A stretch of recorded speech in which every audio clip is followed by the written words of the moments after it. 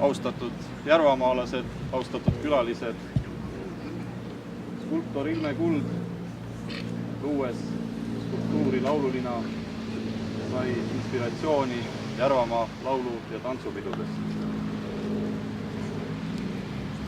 Ja täna on ta tähistamas seda asupaika, kus toimus esimene Järvamaa laulupidu.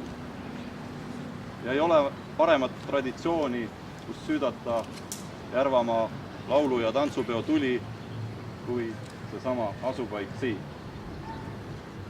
Ma palun Järvamaa kultuuripärlil härra Leonard Soomil süüdata 75. Järvamaa laulu- ja tantsupeo tuli.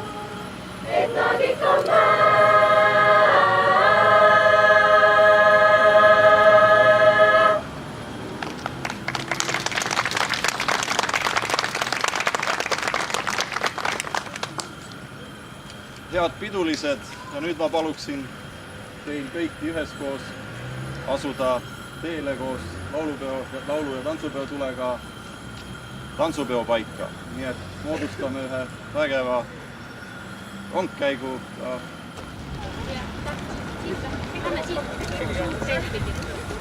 saadame tantsijad.